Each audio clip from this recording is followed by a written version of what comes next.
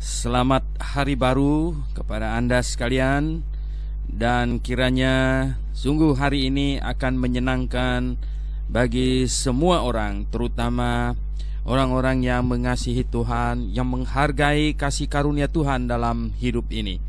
Karena tiap-tiap hari kita sungguh menikmati kasih karunia Tuhan. Oleh sebab itu tak habis-habisnya kita patut naikkan ucapan syukur kepadanya. Karena ia patut dihormati, ia patut dijunjung tinggi di dalam hidup kita. Tentu bukan hanya dengan kata-kata di mulut kita saja, tetapi juga melalui tingkah laku kita, melalui perbuatan kita tiap-tiap hari. Nah, hari ini through the Bible kita sampai kepada Injil Matius pasal yang ke-18. Injil Matius pasal yang ke-18. Kalau pendengar mau mengambil Alkitab, silakan di Injil Matius pasal yang ke-18 ya. Oke, Pak Alki akan menolong kita membaca dari ayat 1 sampai 5. Pada waktu itu datanglah murid-murid itu kepada Yesus dan bertanya, "Siapakah yang terbesar dalam kerajaan sorga?" Maka Yesus memanggil seorang anak kecil dan menempatkannya di tengah-tengah mereka, lalu berkata, "Aku berkata kepadamu, sesungguhnya jika kamu tidak bertobat dan menjadi seperti anak kecil ini, kamu tidak akan masuk dalam kerajaan sorga. Sedangkan barang siapa merendahkan diri dan menjadi seperti anak kecil ini, dialah yang terbesar dalam kerajaan sorga. Dan barang siapa menyambut seorang anak seperti ini dalam namaku, ia menyambut aku." Oke, pendengar yang kami kasihi di dalam Yesus Kristus, kita lihat di sini sebuah fakta yang memperlihatkan kepada kita bahwa murid-murid Tuhan Yesus, 12 rasul, itu masih di dalam situasi antara percaya Yesus sebagai juru selamat, sebagai Mesias, dan kadang-kadang mereka timbul keraguan. Dan juga masih ada banyak faktor kedagingan yang masih lengket kepada mereka. Karena ini adalah proses sebuah pengenalan akan Sang Mesias yang sedang terjadi di dalam kehidupan mereka. Lihatlah di sini, katanya mereka datang kepada Yesus dan mempertanyakan, siapa yang terbesar dalam kerajaan sorga. Sepertinya mereka membayangkan kerajaan sorga itu seperti kerajaan di bumi ini, dan semuanya memperebutkan posisi, kelihatannya demikian. Tetapi Yesus memanggil seorang anak kecil dan menempatkannya di tengah-tengah mereka. Dan Tuhan berkata bahwa jikalau kamu tidak bertobat dan menjadi seperti anak kecil ini, kamu tidak akan masuk dalam kerajaan sorga. Jadi ini sebuah jawaban yang sangat telak sekali. Jangankan jadi yang terbesar, bahkan gak masuk, kata Tuhan Yesus ya. Jadi jikalau kamu tidak bertobat dan menjadi seperti anak kecil ini, apa maksudnya? Ya tentu bertobat kita sudah tahu, itu sudah dibahas di depan jauh dan sudah berkali-kali bahwa bertobat itu artinya kita mengaku salah dengan sepolos-polosnya seperti seorang anak ya. Mengaku bahwa kita ini orang berdosa dan menyesali dosa kita dengan setulusnya dan sepolosnya seperti seorang anak kecil ya. Dan kita betul-betul percaya kepada Yesus Kristus sebagai juru selamat juga dengan setulus-tulusnya dan sepolos-polosnya seperti seorang anak kecil, maka kita baru akan memperoleh kepastian untuk masuk surga. Jadi pendengar yang saya kasih dalam Yesus Kristus, inilah awal dari memperoleh posisi di surga. Kalau mendapatkan kepastian masuk surga saja tidak, bagaimana bisa memperoleh posisi di surga nanti? Sedangkan katanya ini, barang siapa merendahkan dirinya dan menjadi seperti anak kecil ini, dialah yang terbesar dalam kerajaan surga. Jadi Tuhan Yesus menjawab dengan dua tahap. Yang satu pastikan masuk surga dulu, yaitu dengan bertobat dan percaya kepadanya setulusnya dan sepolosnya seperti seorang anak kecil. Dan kemudian baru juga merendahkan hati kita, seperti seorang anak kecil, maka barulah akan menjadi yang terbesar. Nah, yang pertama itu masuk surga, yang kedua itu adalah untuk mendapatkan posisi yang tinggi di surga, yaitu kita harus banyak melayani, merendahkan hati itu melayani, merendahkan hati, merendahkan diri di hadapan Allah. Itu kita rela menjadi pelayan bagi yang lain, bukan menyombongkan diri, memposisikan diri sebagai orang yang hebat, dilayani dan lain sebagainya, melainkan melayani, merendahkan hati dan merendahkan diri kita sehingga kita rela menjadi pelayan bagi yang lain. Berarti untuk mendapatkan posisi yang lebih mulia di dalam kerajaan sorga, maka yang diukur itu adalah apa yang kita kerjakan, bagaimana kita perlakukan hidup kita di muka bumi ini. Sedangkan untuk memperoleh kepastian masuk surga itu melalui bertobat dan percaya kepada Yesus. Nah, jadi barang siapa menyambut seorang anak seperti ini dalam namaku, ia menyambut aku, kata Tuhan Yesus. Ya, tetapi sebaliknya barang siapa yang menyesatkan seorang anak kecil ini yang percaya kepadaku, lebih baik baginya jika sebuah cermin atau batu kilangan, lebih baik baginya jika sebuah batu kilangan diikatkan pada lehernya, lalu ia ditenggelamkan ke lautnya. Jadi yang Tuhan mau adalah bagaimana kita menyambut seorang anak. Itu menyambut seorang anak sama dengan menyambut dia, tetapi menyesatkan seorang anak itu hukumannya berat sekali. Nah, ini sudah mengenai pekerjaan, bagaimana kita melayani, bagaimana kita menyambut satu dengan yang lain, bagaimana kita menolong orang supaya bisa kembali ke jalan yang benar, bagaimana kita menasihati orang supaya dia hidupnya jadi lebih baik, bagaimana kita memberitakan Injil, mengajar dan lain sebagainya. Itu seperti menyambut seorang anak kecil. Itu bandingannya Tuhan Yesus berikan. Tetapi sebaliknya, kalau kita menyesatkan, mungkin menyesatkan bahkan seorang anak kecil. Bagaimana ini menyesatkan seorang anak kecil ini? Nah, coba kita baca dulu dari ayat 6 sampai dengan ayat 11. Tetapi barang siapa menyesatkan salah satu dari anak-anak kecil ini yang percaya kepadaku, lebih baik baginya jika sebuah batu kilangan diikatkan kepada lehernya, lalu ia ditenggelamkan ke dalam laut. Celakalah dunia dengan segala penyesatannya. Memang penyesatan harus ada, tetapi celakalah orang yang mengadakannya. Jika tanganmu atau kakimu menyesatkan engkau, penggalah dan buanglah itu. Karena lebih baik bagimu masuk ke dalam hidup dengan tangan kudung atau timpang daripada dengan utuh kedua tangan dan kedua kakimu dicampakkan ke dalam api kekal. Dan jika matamu menyesatkan engkau, cungkilah dan buanglah itu. Karena lebih baik bagimu masuk ke dalam hidup dengan bermata satu daripada dicampakkan ke dalam api neraka dengan bermata dua. Ingatlah, jangan menganggap rendah seorang dari anak-anak kecil ini, karena aku berkata kepadamu, ada malaikat mereka di sorga yang selalu memandang wajah Bapakku yang di sorga. Karena anak manusia datang untuk menyelamatkan yang hilang.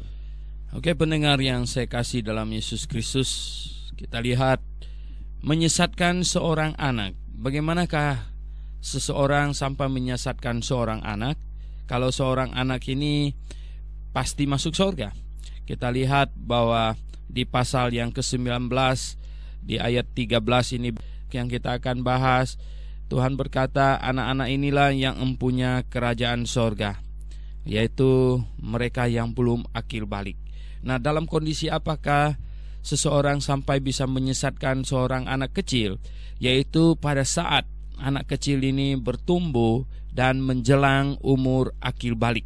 Jadi menjelang umur akil balik, maka mereka akan masuk ke dalam masa di mana mereka penuh sadar diri, dan jikalau mereka jatuh ke dalam dosa, maka mereka akan kembali menjadi orang berdosa, bukan lagi karena Adam dan Hawa, melainkan karena mereka melakukan dosa atas kesadaran diri mereka sendiri.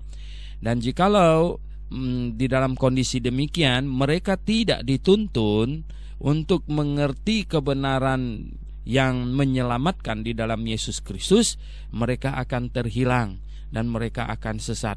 Oleh sebab itulah Tuhan mau kita menjaga anak kecil, terutama ketika mereka menjelang umur akil balik mereka. Umur akil balik itu berapa? Di dalam Alkitab memang tidak mengatakan secara telak sekali umur akil balik seorang anak itu berapa, karena sesungguhnya itu adalah sangat bervariasi tentu. Semakin cerdas seorang anak, nah umur akil baliknya akan semakin awal. Tetapi di dalam kitab Perjanjian Lama ada sedikit gambaran, yaitu ketentuan hukum Taurat adalah bahwa seorang anak laki-laki di umur 12 tahun ke atas itu wajib pergi ke Bait Allah minimum 1 tahun 3 kali. Berarti Allah mematok umur 12 secara simbolik, ya. Sekali lagi, Allah mematok umur 12 secara simbolik sebagai umur di mana seseorang sudah harus dibawa untuk memahami kebenaran rohani. Nah, di saat umur demikian inilah makanya seorang anak perlu diajar dengan benar, perlu diberikan pengertian tentang kerohanian, dan dia harus memahami dirinya orang berdosa. Dan dia harus menyadari tentang posisinya sebagai orang berdosa dan hatinya yang sudah berdosa, dan juga telah melakukan dosa atas kesadaran dirinya. Dan agar ia bisa diselamatkan, maka ia harus bertobat, artinya mengaku dirinya orang berdosa dan menyesali dosanya, serta percaya bahwa Yesus Kristus telah menanggung semua dosanya di atas kayu salib, bahwa Yesus Kristus dihukumkan di atas kayu salib menggantikan dia, dan dia hidup sekarang menggantikan Yesus Kristus. Dengan cara demikianlah kita menyelamatkan atau kita menjaga seorang anak yang bertumbuh dari seorang anak yang belum akil balik menjadi seorang anak yang akil balik. Jadi pendengar yang saya kasih dalam Yesus Kristus, oleh sebab itu, jikalau seseorang di dalam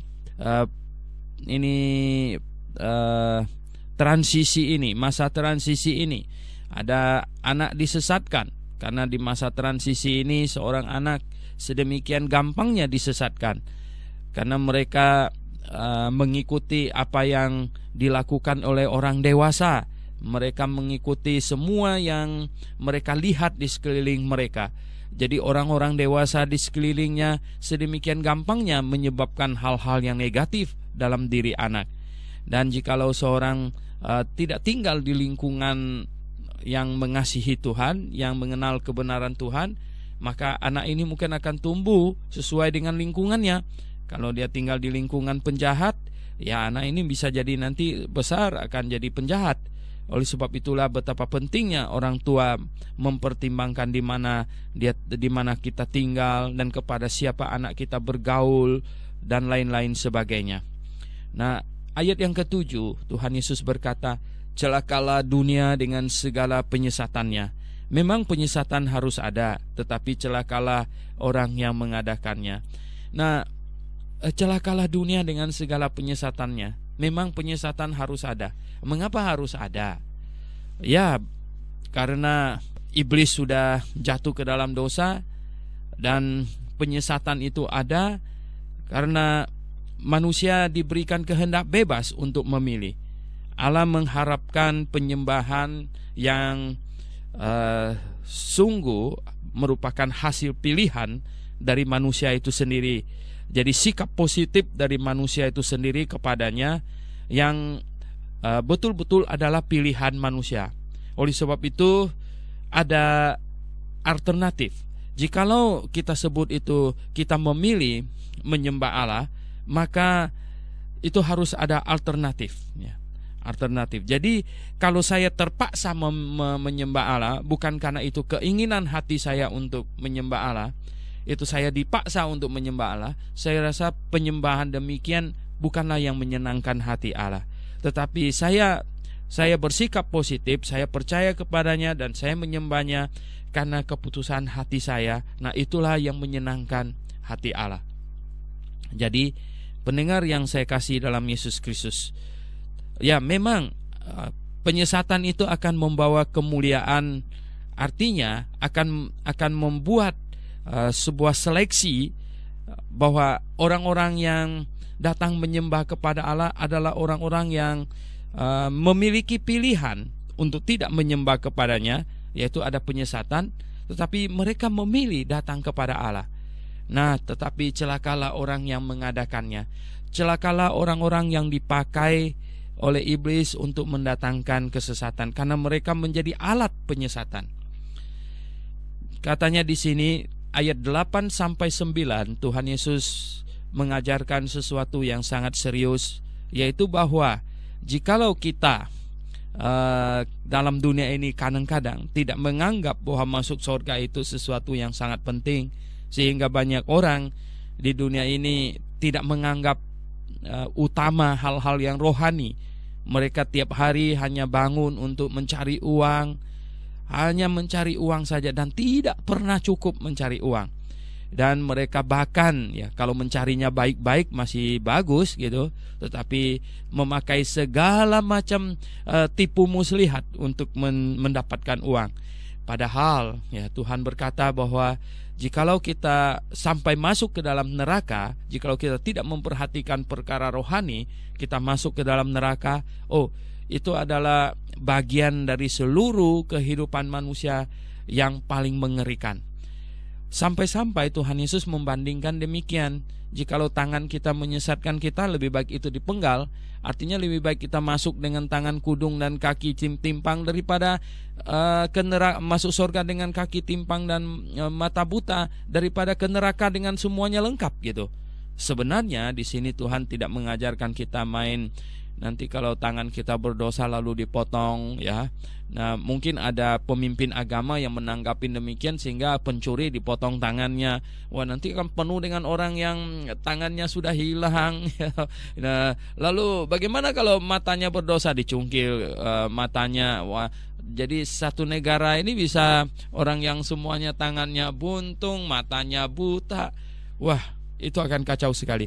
Ini Tuhan mengajarkan kepada kita sebuah perbandingan bahwa betapa masuk surga itu betapa sesuatu yang jauh-jauh bernilai, ya. Bahkan dari seluruh anggota tubuh kita. Dan bahkan pengajaran ini seharusnya membuat kita mengerti demikian, bahwa jikalau ada orang yang mengancam kita, berkata, tinggalkan imanmu atau saya bunuh kamu, tinggalkan imanmu atau saya cungkil matamu. Kita bilang begitu, ya. Lebih baik saya masuk surga dengan mata buta daripada saya harus masuk ke dalam neraka dengan dua mata melek gitu. Mungkin ada juga penganiaya yang berkata bahwa sangkali Tuhan atau sangkali imanmu atau saya penggal tanganmu. Kita mungkin akan berkata bahwa saya lebih baik dengan tangan satu atau dengan kaki satu, bahkan buntung dua-duanya untuk masuk surga, daripada saya harus, ya, menyangkal Tuhan dan juru selamat saya, menyangkal iman saya, kemudian dua tangan kaki saya masih lengkap, namun saya pergi ke neraka. Nah, malah itu yang sebenarnya Tuhan ingin ajarkan kepada kita. Oleh sebab itu, pendengar yang saya kasih dalam Yesus Kristus, karenanya ingatlah jangan menganggap rendah seorang dari anak kecil ini. Karena aku berkata kepadamu, ada malaikat mereka di sorga yang selalu memandang wajah Bapakku yang di sorga. Nah, karena ayat 1 ini, maka menyebabkan ada banyak pemahaman menggambarkan bahwa tiap-tiap orang anak itu ada malaikat yang menjaganya. Ya, kelihatannya demikian, ya, bahwa Alkitab berkata bahwa tiap-tiap anak ada malaikat menjaganya sehingga mereka terpelihara, ya. Dan jikalau mereka kecelakaan atau meninggal atau apa, tidak menjadi soal. Mereka akan pergi kepada Bapa di sorga di sana. Nah, karena ada ayat di belakangnya, karena Anak Manusia datang untuk menyelamatkan yang hilang. Ini indah sekali ya. Malaikat anak-anak semua ada di sorga memandang Bapakku ya. Mereka menjaga ya, ditugaskan untuk menjaga anak-anak karena mereka masih belum tahu apa-apa, mereka belum kokoh hidupnya semuanya, dan mereka memerlukan perlindungan, sehingga Bapa di surga mengutus malaikat untuk menjaga mereka, tentu sampai mereka menjadi seorang manusia yang akil balik ya. Kemudian setelah mereka akil balik dan mereka bisa bebas untuk memilih apakah mereka mau hidup sesuai dengan kehendak Tuhan atau hidup baik sebagai seorang dan memandang atau mencari hal-hal yang rohani, hal-hal yang surgawi, atau mereka mengikuti penyesat-penyesat di muka bumi ini. Oke, kita akan baca lagi ayat yang ke-12 sampai yang ke-21 saja ya. Ayat 12 sampai 21. Perumpamaan tentang domba yang hilang. Bagaimana pendapatmu jika seorang mempunyai 100 ekor domba dan seekor di antaranya sesat? Tidakkah ia akan meninggalkan yang 99 ekor di pegunungan dan pergi mencari yang sesat itu?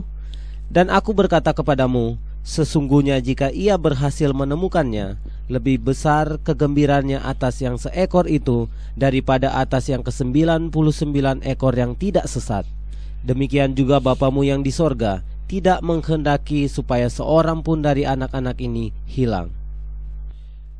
Ya, boleh teruskan dari 15 sampai 20. Apabila saudaramu berbuat dosa, tegurlah dia di bawah 4 mata. Jika ia mendengarkan nasihatmu, engkau telah mendapatkannya kembali. Jika ia tidak mendengarkan engkau, bawalah 1-2 orang lagi, supaya atas keterangan 2 atau 3 orang saksi, perkara itu tidak disangsikan. Jika ia tidak mau mendengarkan mereka, sampaikanlah soalnya kepada jemaat. Dan jika ia tidak mau juga mendengarkan jemaat, pandanglah dia sebagai seorang yang tidak mengenal Allah atau seorang pemungut cukai. Aku berkata kepadamu, sesungguhnya apa yang kamu ikat di dunia ini akan terikat di sorga, dan apa yang kamu lepaskan di dunia ini akan terlepas di sorga. Dan lagi aku berkata kepadamu, jika 2 daripadamu di dunia ini sepakat meminta apapun juga, permintaan mereka itu akan dikabulkan oleh Bapakku yang di surga. Sebab di mana 2 atau 3 orang berkumpul dalam namaku, di situ aku ada di tengah-tengah mereka. Ya, oke, Tuhan Yesus masih berbicara tentang masalah sesat ya. Karena dari awal dia sebenarnya ingin menegur murid-muridnya yang tidak mengerti akan kebenaran, melainkan yang berebutan lagi siapa yang terbesar di sorga dan lain sebagainya. Jadi betapa menyedihkan kondisi murid-muridnya, padahal mereka sendiri harus sudah beres, kemudian mereka bisa menyelamatkan orang lain. Mereka sendiri harus sudah mengerti kebenaran, kemudian mereka bisa mengajar kepada orang lain. Nah, Tuhan sebenarnya ingin para muridnya bertugas seperti seorang gembala yang baik, yaitu mencari domba-domba yang sesat ya, di muka bumi ini. Oleh sebab itu mereka sendiri harus beres, mereka sendiri harus sudah diselamatkan, mereka sendiri harus mengerti kebenaran. Karena mereka akan bertugas untuk mencari domba-domba yang sesat itu. Nah, Tuhan memberikan perumpamaan ya, bahwa ada sukacita di dalam menyelamatkan domba yang hilang. Walaupun seseorang punya 100 ekor domba dan masih ada 99, satunya hilang, kemudian dia mencari dan mendapatkan yang hilang itu, sukacitanya lebih besar daripada 99 yang tidak hilang itu. Banyak orang menafsirkan perikop ini dengan mengumpamakan yang 1 ekor itu adalah jemaat yang sudah malas, yang tidak mau datang ke gereja dan lain sebagainya. Sebenarnya tidak ya.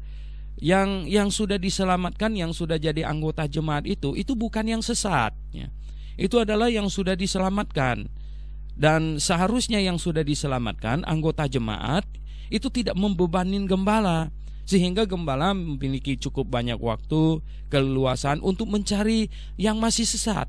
Yang masih sesat itu artinya yang di luar, yang belum mengenal kebenaran, yang belum menjadi anggota jemaat.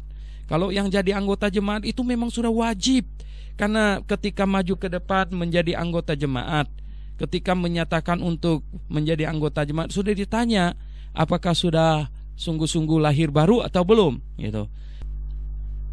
Yang kita lanjutkan lagi, ya, bahwa Tuhan Yesus sedang berbicara tentang mencari domba yang sesat. Sekali lagi saya katakan bahwa ada kesalahan di mana orang Kristen menempatkan dirinya sebagai domba yang sesat, ya. Seperti kalau jemaat yang sudah malas datang ke gereja, katanya gembala mesti pergi mencarinya karena itu domba yang sesat. Ya, betulkah dia sesat, ya? Betulkah dia belum tahu keselamatan? Betulkah dia itu belum diselamatkan? Nah, sesungguhnya yang dimaksud dengan domba yang sesat itu adalah yang belum mengenal Tuhan Yesus, yang belum mengenal kebenaran.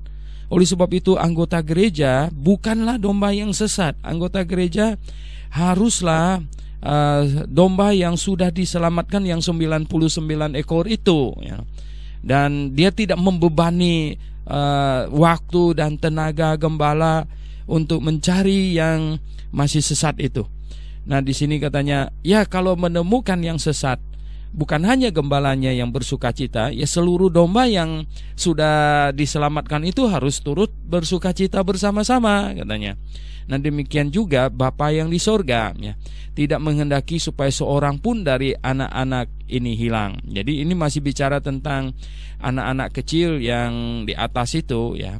Kalau mereka tumbuh jadi dewasa, mereka bagaikan domba yang sesat. Kalau mereka sudah mencapai umur akil balik dan kemudian mereka sudah umur akil balik, lalu mereka melakukan dosa lagi atas kesadaran mereka sendiri, mereka menjadi orang berdosa karena kesadaran mereka sendiri, dan mereka seperti domba yang sesat, ya. Dan kita harus menyelamatkan mereka, menyelamatkan setiap orang yang sudah akil balik, yang sudah jatuh ke dalam dosa, karena Bapa menghendaki supaya tidak ada seorang pun yang hilang, seorang anak pun yang hilang. Nah, ini sungguh menentang, ya, konsep Calvinis yang percaya bahwa Allah hanya menebus sebagian orang dan hanya sebagian orang saja yang dipilih untuk masuk surga. Kelihatannya tidak benar itu, karena Alkitab ulang-ulang mengatakan Allah ingin menyelamatkan setiap orang. Tetapi lalu mereka selalu sering bertanya, lalu mengapa tidak setiap orang diselamatkan? Masalahnya karena mereka tidak mau percaya, mereka tidak mau bertobat. Itu persoalannya, ya. Nah, mereka berkata, kalau Allah itu maha kuasa, mengapa Allah tidak sanggup menyelamatkan mereka? Karena Calvinis tidak menerima, ya, bahwa manusia itu diciptakan dengan diberi kehendak bebas, diberi kemampuan untuk mengambil keputusan. Calvinis melihat bahwa manusia yang diciptakan Allah itu seperti robot, ya, yang tinggal diputer supaya kembali. Jadi kalau mereka sampai hilang, rusak atau apa, itu karena Allah tidak mau putar mereka kembali, gitu.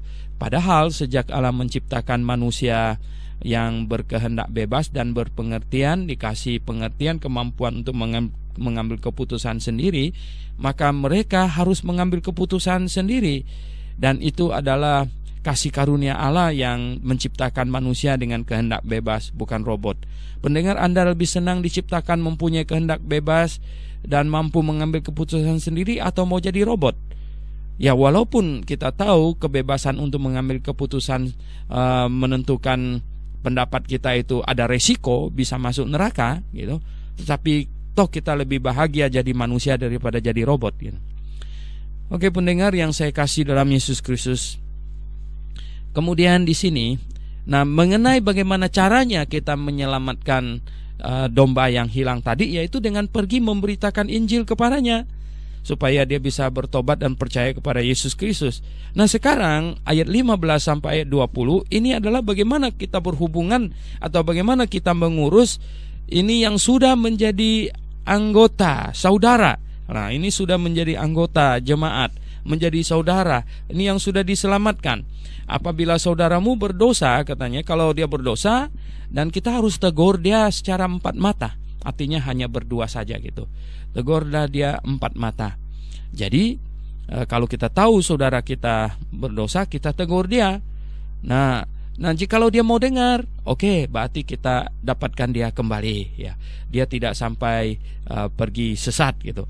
Nah, jika tidak mendengar, maka kita perlu membawa 2 orang lagi, ya. Sekurang-kurangnya kita bawa 2 orang lagi, katanya, supaya atas keterangan 2 atau 3 orang saksi, pokoknya beberapa orang lah, perkara itu tidak disangsikan, ya. Nih dalam kata perkara di sini, ini bahasa Yunaninya ini rema, sebenarnya perkataan, ya. Jadi perkara, ya, perkataan rema itu tidak disangsikan. Jadi, ya.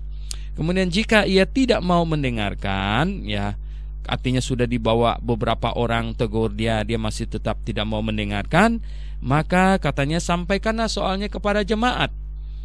Ya, jadi soalnya disampaikan kepada jemaat. Nah, jemaat artinya ini, makanya ini sudah mengenai anggota jemaat ini. Ini bukan orang luar yang tidak percaya Tuhan. Kita tidak berhak untuk menegur orang luar yang tidak percaya Tuhan secara personal, ya. Kita bisa menyatakan apa yang salah, apa yang benar. Kita bisa berkata bahwa pengajaran ini salah, pengajaran ini benar. Oh, itu hak asasi setiap manusia untuk mengatakan. Tetapi kita tidak perlu dan bahkan tidak boleh untuk datang menegur perorangan untuk berkata, kamu siapa namanya, ya loh, kamu sesat, kamu salah gitu. Bukan itu, ya. Karena dia bukan anggota jemaat saya tidak perlu melakukan itu. Tetapi kalau anggota jemaat kita perlu melakukan itu. Dan bukan hanya gembala yang patut melakukan itu, tiap-tiap anggota jemaat juga patut melakukan. Kalau Anda tahu ada anggota jemaat yang lain yang berbuat sesuatu yang tidak benar, yang bertentangan dengan firman Tuhan, maka engkau harus datang dengan 4 mata kepadanya dan kemudian menegurnya. Kalau dia tidak mau dengar, maka bawalah beberapa orang teman, atau mungkin yang paling baik adalah kasih tahu gembala bahwa Anda sudah coba menegurnya tetapi dia tetap saja begitu. Anda bisa membawa gembala dan juga beberapa orang lain lagi sebagai saksi dan pergi menegurnya. Dan kalau dia mau bertobat dan dia menyatakan ya dia salah, dia sudah mengaku, dia minta maaf, nah sudahlah, perkara selesai di situ. Tapi kalau dia tidak mau, malah dia berkeras, malah dia marah-marah, nah maka di sini di ayat yang ke-17 dikatakan sampaikan kepada jemaat, ya. Dan jemaat, kalau disampaikan kepada jemaat artinya seluruh jemaat menegurnya bersama-sama, seluruhnya menegurnya bersama-sama. Dan kemudian, ya, kalau jemaat juga dia tidak mau dengarkan, katanya, lalu apa yang perlu diperbuat, katanya, pandanglah dia sebagai seorang pungut cukai. Artinya dia harus dikeluarkan dari keanggotaan jemaat. Nah, ini dikatakan oleh Rasul Paulus dengan lebih jelas lagi di dalam 1 Korintus pasal 5, 1 Korintus pasal 5, ya, ayat 13 berkata demikian, mereka yang berada di luar jemaat akan dihakimi Allah. Usirlah orang yang melakukan kejahatan dari tengah-tengah kamu. Jadi dari tengah-tengah jemaat, kalau orang ditegur tidak mau dengar, ya, sudah melalui prosedur, ya, ditegur secara pribadi, ditegur beberapa orang, kemudian ditegur oleh seluruh jemaat, masih juga tidak mau dengar, maka kata Tuhan Yesus di sini, anggap dia seorang pemungut cukai. Rasul Paulus mempertegasnya lagi apa yang dimaksud dengan menganggapnya seorang pemungut cukai, yaitu diusir dari tengah-tengah jemaat. Ya, mungkin dia masih boleh datang kebaktian, tetapi dia bukan anggota lagi, ya. Dia bukan anggota lagi, katanya. Nah, aku berkata kepadamu, sesungguhnya apa yang kamu ikat di dunia ini akan terikat di sorga, dan apa yang kamu lepaskan di dunia ini akan terlepas di sorga, katanya. Jadi maksudnya pelaksanaan disiplin jemaat ini akan menentukan apa yang terikat di sorga dan apa yang terlepas di sorga. Dan memang jemaat yang baik, jemaat yang benar harus melaksanakan ini. Supaya apa? Supaya gereja betul-betul murni, ya. Ada banyak mereka yang membuat pengakuan percaya kepada gereja yang kudus, katanya, yang kudus dan am. Kalau kita mau percaya kepada gereja yang kudus dan lokal, nah gereja yang am mana bisa kudus kalau di dalamnya itu penuh dengan orang-orang berdosa yang tidak ditegur. Tetapi kita gereja lokal yang penuh disiplin, gereja lokal yang jikalau ada orang bersalah kita tegur dengan lembut, ya, secara empat mata. Sekali lagi, tegur dengan lembut secara empat mata. Dan seharusnya sampai pada tahap ini saja dia sudah harus bertobat. Dia sudah harus kembali ke jalan yang benar. Apalagi perlu dibawa beberapa orang, kemudian ditegur lagi oleh jemaat. Nah, tetapi kalau orang sampai segitu masih tidak mau bertobat, ya maka diusir. Sehingga betul, ya. Nah, kuasa untuk melepaskan dan mengikat ini bukan perorangan. Ini adalah kuasa yang Tuhan berikan kepada jemaat, ya. Jemaat secara tubuh Kristus itu. Dan kemudian ayat yang ke-19 katanya, jika 2 orang daripadamu di dunia ini sepakat meminta apapun, permintaan mereka itu akan dikabulkan oleh Bapa-Ku yang di sorga. Jadi mengapa permintaan ini akan dikabulkan? 2 orang sepakat, ya. Katanya, sebab di mana 2 atau 3 orang berkumpul dalam namaku, di situ aku ada di tengah-tengah mereka. Karena 2 atau 3 orang berkumpul, itulah jemaat, itulah tubuh Kristus. Oleh sebab itu tubuh Kristus itu adalah jemaat lokal, bukan jemaat universal. Tubuh Kristus itu adalah kumpulan orang-orang, ya, kumpulan orang-orang di satu lokasi, di satu tempat yang sudah bertobat dan percaya kepada Tuhan Yesus, dan sungguh-sungguh mereka beriman dan digembalakan oleh seseorang yang bertanggung jawab. Jadi syarat sebuah jemaat itu apa? Sebuah jemaat itu adalah ada, ya, beberapa orang, 1-2 orang yang sudah diselamatkan, yang sudah bertobat dan dilahirkan kembali. Kemudian ada orang yang menggembalakan, yang bertanggung jawab untuk menggembalakan. Nah, kalau ada orang yang berkumpul yang sudah diselamatkan, tidak ada orang yang menggembalakan, itu bukan jemaat, itu kambing liar. Tetapi jikalau sebaliknya sekarang ini, ada yang disebut gembala, ada orang memanggil dirinya gembala, tetapi tidak mempunyai domba. Gembala apa yang nggak punya domba? Itu bukan gembala, itu pelancong namanya, ya. Itu orang yang jalan-jalan. Sebab apa? Gembala mestinya punya domba, gitu. Itu baru namanya. Apakah yang membuat seseorang disebut gembala? Ya itu karena dia menggembalakan domba. Jadi sebuah jemaat itu sah kalau ada orang yang telah diselamatkan, kemudian ada gembala. Mengenai perangkat jemaat yang lain seperti diaken lah, penginjil lah, guru dan lain sebagainya, itu adalah tambahan ketika jemaat bertumbuh. Tetapi minimum yang harus dimiliki itu adalah ada gembala dan ada orang yang, beberapa orang yang diselamatkan. Nah, pendengar yang saya kasih dalam Yesus Kristus, ada banyak orang tanya kepada saya, doa manakah yang paling didengar oleh Tuhan? Apakah doa rame-rame semua orang Kristen ngumpul di Istora Senayan? Saya bilang tidak. Justru itu doa yang paling menyebalkan hati Tuhan. Mengapa?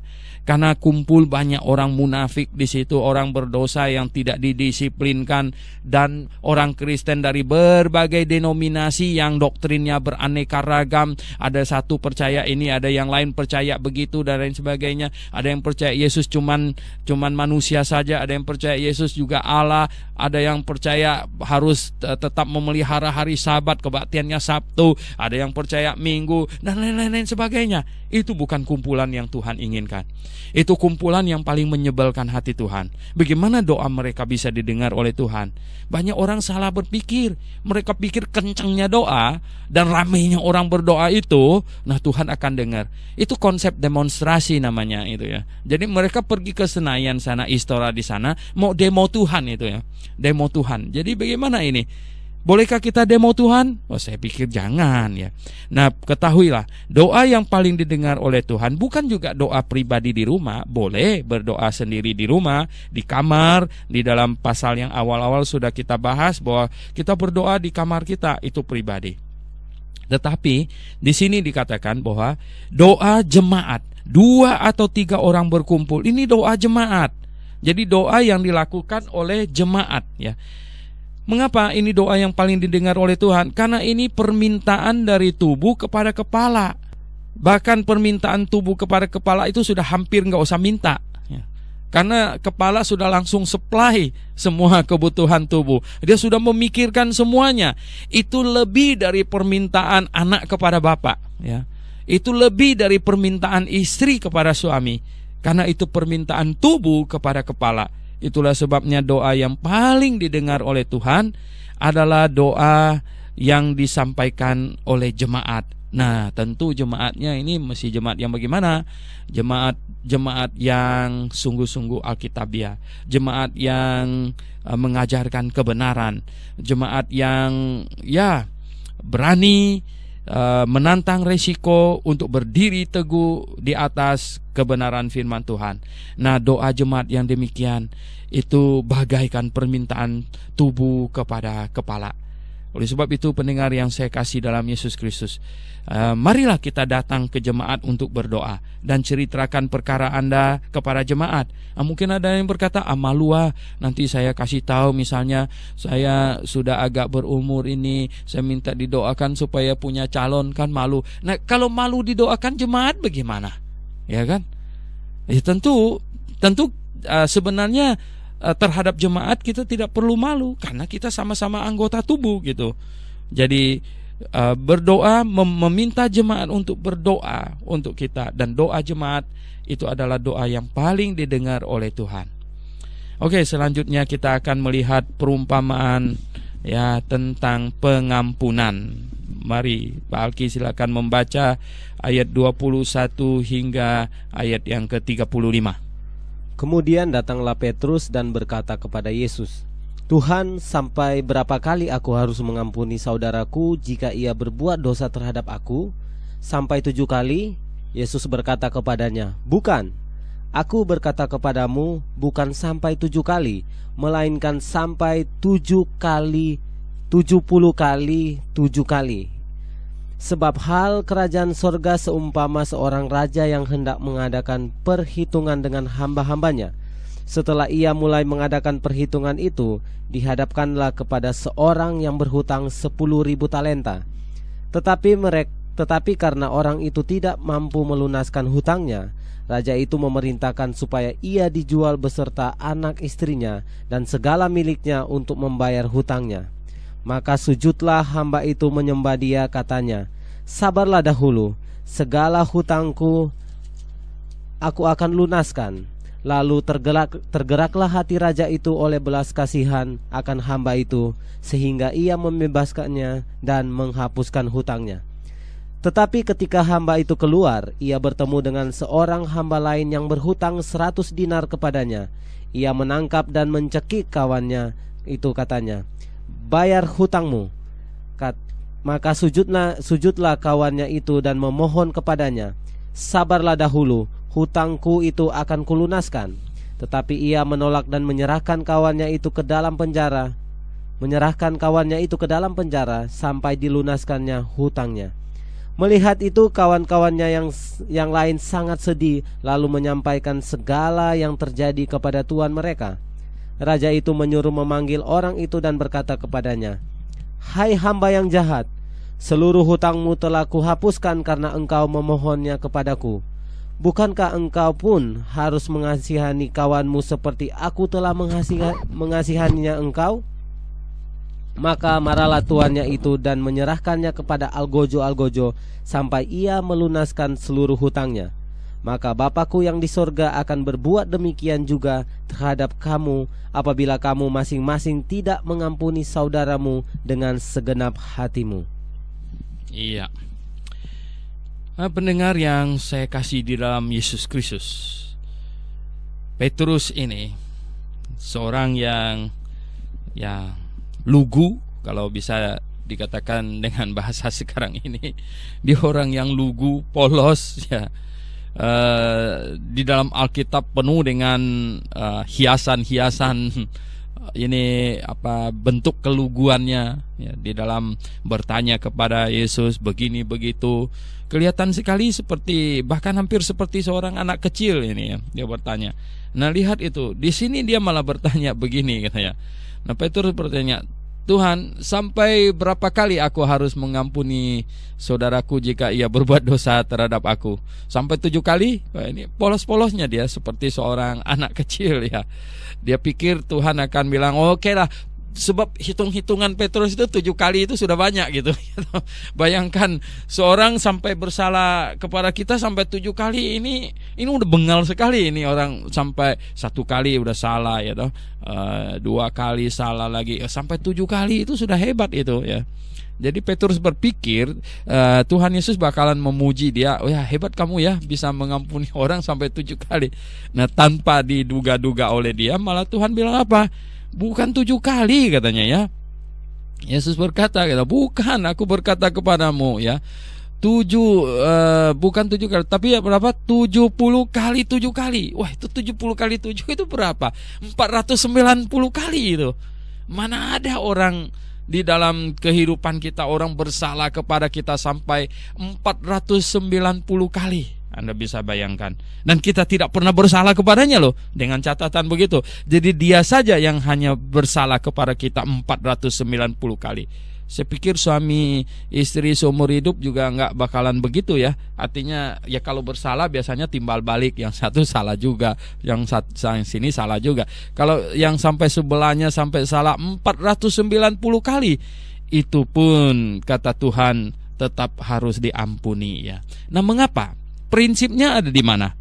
Nah, Tuhan memberikan prinsipnya ya. Prinsipnya itu adalah karena sebenarnya kitalah sebenarnya yang bersalah kepada Tuhan lebih dari 490 kali ya. Kitalah yang salah itu. Oleh sebab itu, saudara yang saya kasih dalam Yesus Kristus, sungguh adalah sesuatu yang patut kita renungkan ya, bahwa kita bersalah kepada Tuhan lebih dari 490 kali. Itu pun ya Tuhan mengampuni kita, yaitu jikalau kita mau menyatakan diri bahwa Tuhan, saya ini orang berdosa dan saya sungguh mengerti bahwa saya sudah berdosa dan dosa saya telah menyebabkan Yesus dihukum di atas kayu salib.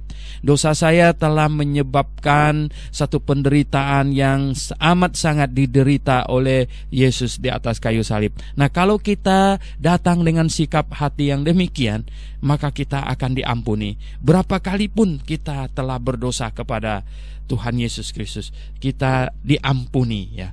Jadi pendengar yang saya kasih dalam Yesus Kristus, nah kalau kita dalam kondisi yang demikian, kita bersalah kepada Tuhan lebih dari 490 kali kita bersalah kepadanya, dan kita datang dengan air mata dan kita mohon ampun dan kita percaya Yesus telah menanggung semua dosa di atas kayu salib, dan Dia sudah menanggung semua dosa kita dan mengampuni kita ya.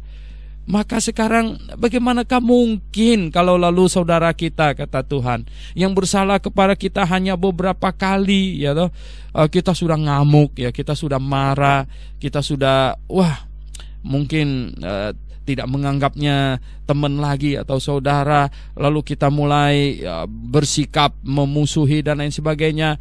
Nah, kalau kita bersikap demikian, di sini Tuhan membuat sebuah perumpamaan masalah hutang ini.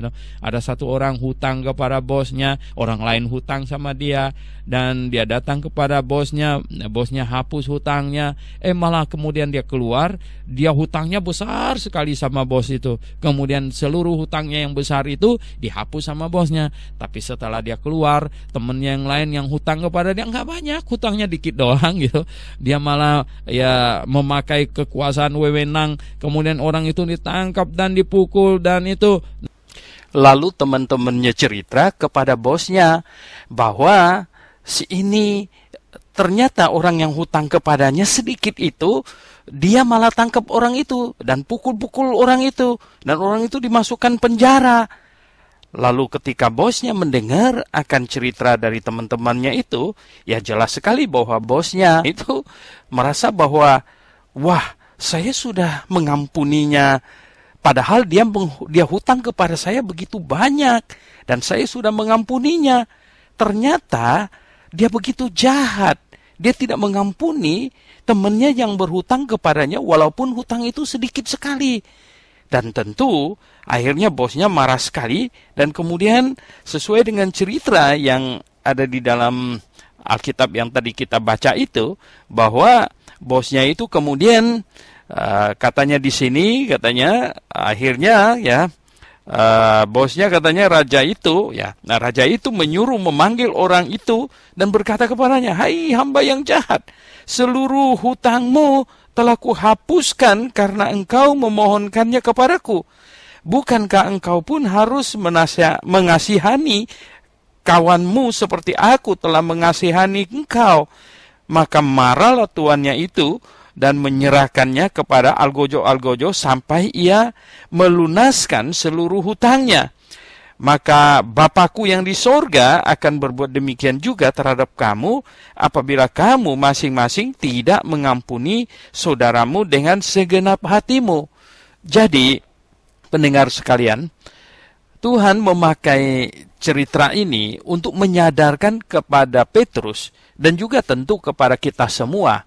Semua orang yang membaca firman Tuhan, membaca tentang perumpamaan ini, bahwa kita harus mengampuni orang yang bersalah kepada kita sebagaimana Tuhan sudah mengampuni kita. Jadi, kita harus mengampuni orang yang bersalah kepada kita. Nah, oleh sebab itu, pendengar yang saya kasih dalam Yesus Kristus, begini, orang Kristen itu harus sangat mengampuni. Nah, secara pribadi kita mengampuni, tetapi negara tetap menuntut.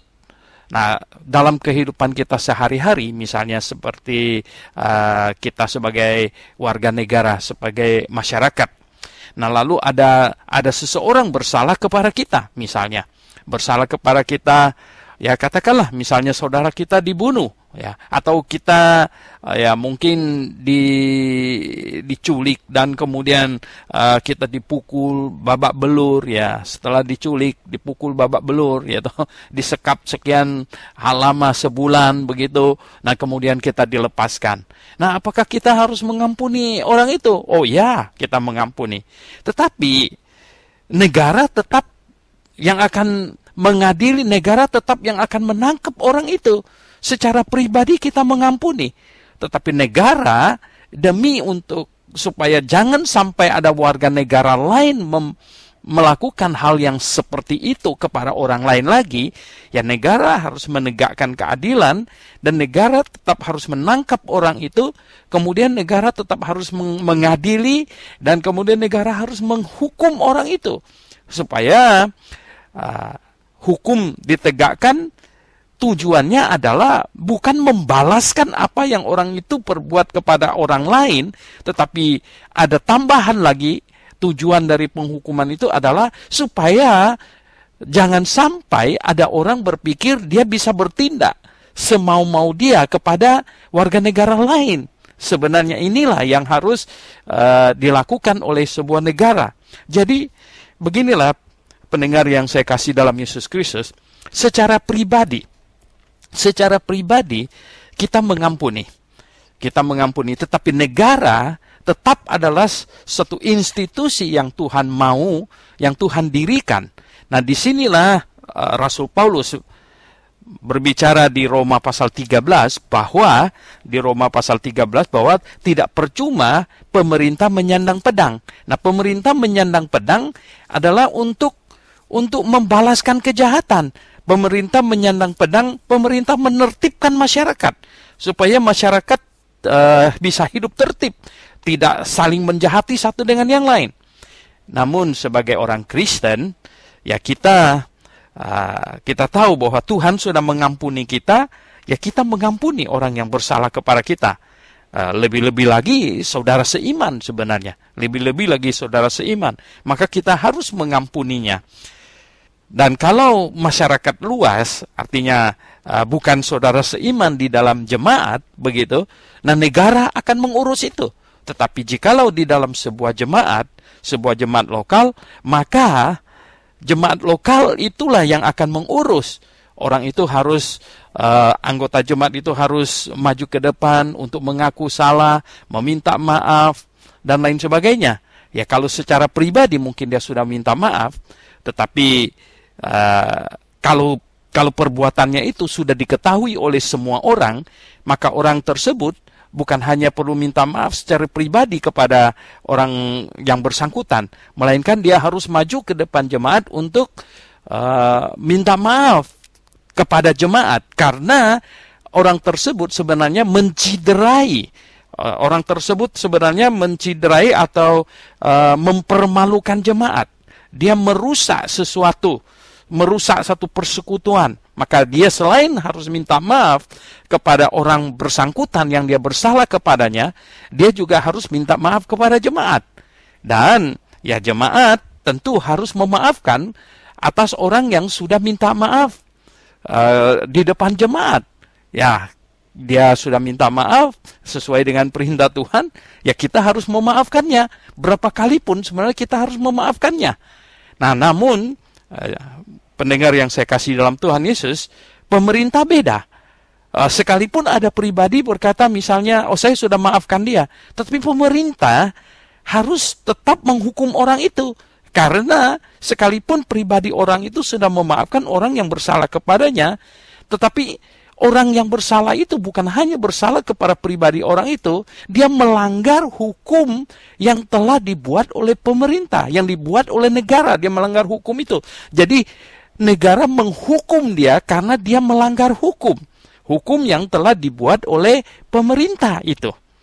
Nah, pendengar yang saya kasih dalam Yesus Kristus, kiranya apa yang Tuhan Yesus ajarkan di dalam Matius pasal 18 ini, di perikop yang terakhir ini, mengenai bagaimana kita harus mengampuni, dapat difahami oleh semua pendengar dengan baik, sehingga kita dapat bersikap sebagai orang Kristen di dalam jemaat, dan kita juga bisa bersikap sebagai orang Kristen di masyarakat. Mari pendengar yang saya kasih dalam Yesus Kristus, kita akhiri pembahasan kita pada hari ini, dan mari kita berdoa. Bapa Surgawi, kami mengucap syukur karena kasih-Mu yang amat besar. Engkau telah mengampuni kami. Kami adalah orang berdosa yang sungguh berulang-ulang kami bersalah kepadamu. Tetapi Engkau mengampuni. Tuhan Yesus telah menggantikan kami terhukumkan, disalibkan di atas kayu salib. Dan Tuhan, Engkau mau kami mengampuni orang yang bersalah kepada kami.